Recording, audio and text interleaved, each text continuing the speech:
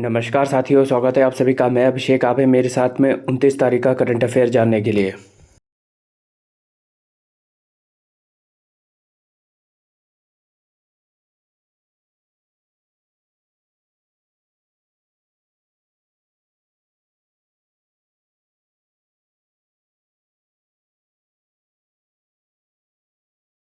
मैं आपका स्वागत करता हूं अपने चैनल स्मार्ट टीचिंग अभी भी जीएस बाई अभिषेक में।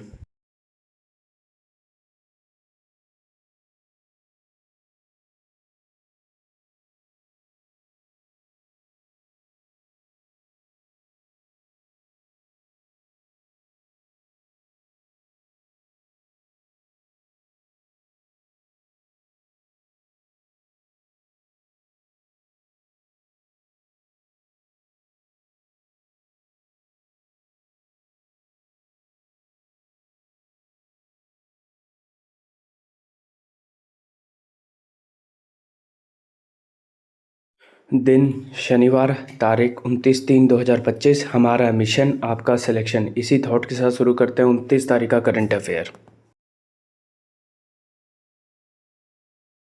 पहला, हाल ही में तेलंगाना सरकार ने कौन सा अधिनियम अपनाया है? उत्तर है मानव अंग प्रत्यारोपण अधिनियम। आइए इस खबर के बारे में जान लें।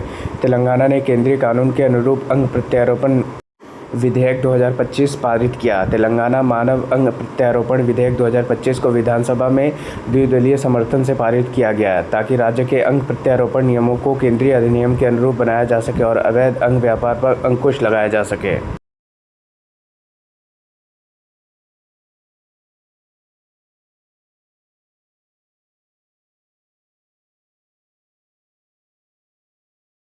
अगला, विश्व वायु गुणवत्ता रिपोर्ट 2024 के अनुसार प्रदूषित देशों में भारत विश्व में किस स्थान पर आता है? उत्तर है 5वें। आइए इस खबर के बारे में जान लें। विश्व वायु गुणवत्ता report 2024। Swiss company IQ air द्वारा जारी विश्व वायु गुणवत्ता रिपोर्ट 2024 के अनुसार भारत विश्व में 5वां सर्वाधिक प्रदूषित देश है। भारत वर्ष 2024 में 5वां सर्वाधिक प्रदूषित देश है, जो वर्ष 2023 के तीसरे स्थान से नगण्य सुधार को दर्शाता है। दिल्ली विश्व स्तर पर सर्वाधिक प्रदूषित राजधानी बनी हुई है, जहां पार्टिकुलेट मीटर 2.5 की सांद्रता और 91.6 माइक्रोग्राम प्रति घन मीटर है। पहला, 2 दिवसीय study in India expo Colombo में हुआ। नेक्स्ट, हाल ही में अमेरिका राष्ट्रपति डोनाल्ड ट्रंप ने विदेशी कारों पर 25% टैरिफ लगाने का ऐलान किया। नेक्स्ट, हाल ही में हरियाणा सरकार ने नागरिक सेवाओं के लिए AI चैटबॉट सारथी लॉन्च किया। नेक्स्ट, हाल ही में JSW स्टील दुनिया का सबसे बड़ी स्टील कंपनी बनी। नेक्स्ट, हाल ही में पापुआ न्यू गिनी ने फेसबुक पर प्रतिबंध लगाया। नेक्स्ट, हाल ही में SK मजूमदार को कैनरा बैंक का कार्यकारी निदेशक नियुक्त किया गया। नेक्स्ट, हाल ही में खेलो इंडिया पैरा गेम्स के दूसरे संस्करण में हरियाणा शीर्ष पर रहा।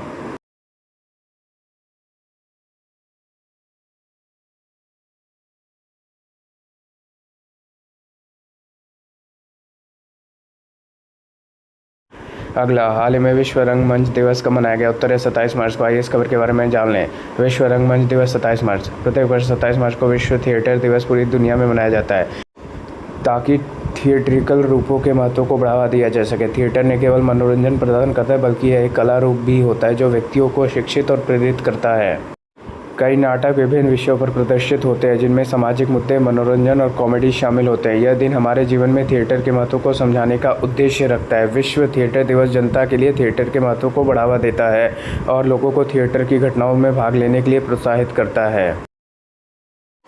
अगला, हाल ही में किस भारतीय खिलाड़ी ने पेशेवर बैडमिंटन से संन्यास की घोषणा की है? उत्तर है बी सुमित रेड्डी ने। आइए इस खबर के बारे में जान लें।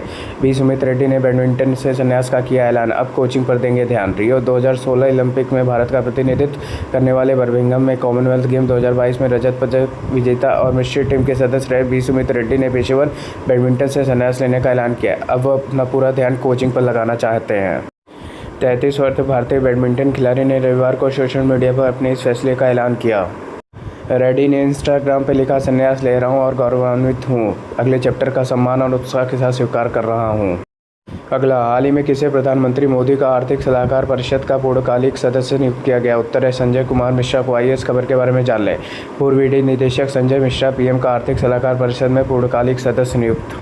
संजय कुमार मिश्रा जिस आर्थिक सलाहकार परिषद में जाएंगे वह एक स्वतंत्र निकाय है, जहां कार्यक्षेत्र में प्रधानमंत्री द्वारा संदर्भित किसी भी आर्थिक और अन्य मुद्दे पर विश्लेषण करना और व्यापक आर्थिक महत्व के मुद्दों पर विचार करना है और उन पर प्रधानमंत्री को अपनी राय देना शामिल है। रिपोर्ट के अनुसार 1984 बैच के सेवानिवृत्त भारतीय राजस्व सेवा अधिकारी मिश्रा को केंद्र सरकार में सचिव के पद और वेतन पर नियुक्त किया गया है।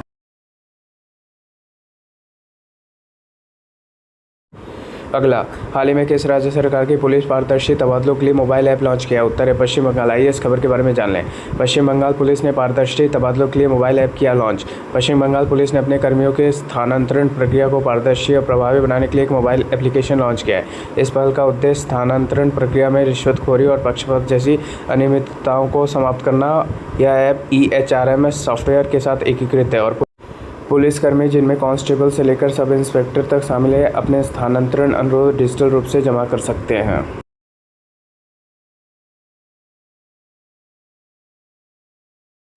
अगला, हाल ही में भारत और किस देश ने आर्थिक संबंधों को बढ़ावा देने के लिए LIBA समूह की शुरुआत की है? उत्तर है श्रीलंका। इस खबर के बारे में जानें। भारत और श्रीलंका के बीच आर्थिक संबंधों को बढ़ावा देने के लिए लंका इंडिया बिजनेस एसोसिएशन समूह LIBA की शुरुआत की गई है। इसका उद्देश्य दोनों देशों के बीच व्यापार के अवसरों को बढ़ावा देना है।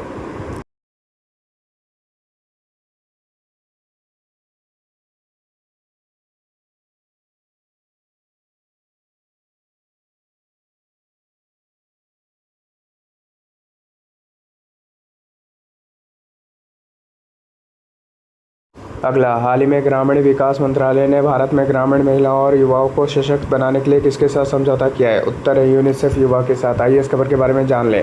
ग्रामीण विकास मंत्रालय और यूनिसेफ युवा ने भारत में ग्रामीण महिलाओं और युवाओं को सशक्त बनाने के लिए एक आशय पत्र पर हस्ताक्षर किए। ग्रामीण विकास मंत्रालय और संयुक्त राष्ट्र बाल कोष यूनिसेफ युवा ने भारत भर में ग्रामीण महिलाओं और युवाओं को सशक्त बनाने के लिए एक आशय पत्र पर हस्ताक्षर किए हैं।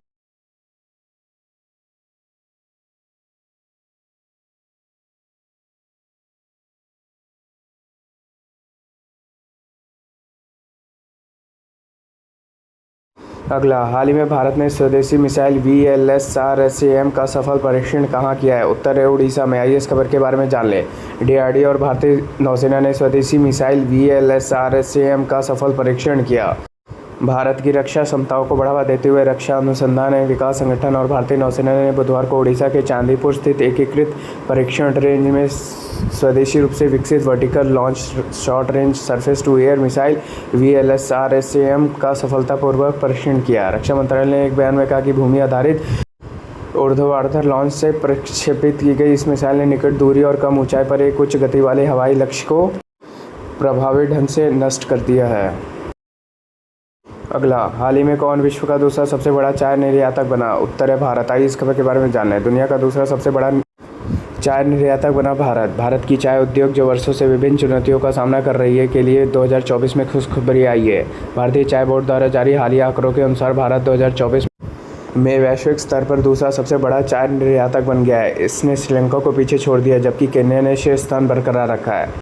श्रीलंका को पीछे छोड़ते हुए दूसरा स्थान भारत ने 2024 में 254 मिलियन किलोग्राम चाय का निर्यात किया, जो 2023 में 231 मिलियन किलोग्राम की तुलना में उल्लेखनीय वृद्धि है। अगला, हाल ही में किसे भारतीय औद्योगिक वित्त निगम का MD और CEO नियुक्त किया गया? उत्तर है राहुल भावे को। आइए इस खबर के बारे में जान लें। राहुल भावे को IFCI का MD और CEO नियुक्त किया गया है। सरकार ने राहुल भावे को IFCI का MD और CEO नियुक्त किया है। उनका कार्यकाल 3 साल का होगा। इससे पहले वे डिप्टी मैनेजिंग डायरेक्टर के पद पर कार्यरत थे। भावे की नियुक्ति को प्रधानमंत्री की अध्यक्षता वाली कैबिनेट की नियुक्ति समिति ACC ने मंजूरी दी थी। IFCI के बारे में 1 जुलाई 1948 को भारत का प्रथम विकास वित्तीय संस्था के रूप में स्थापित। धन्यवाद। आपका दिन मंगलमय हो। Good night. शुभ रात्रि।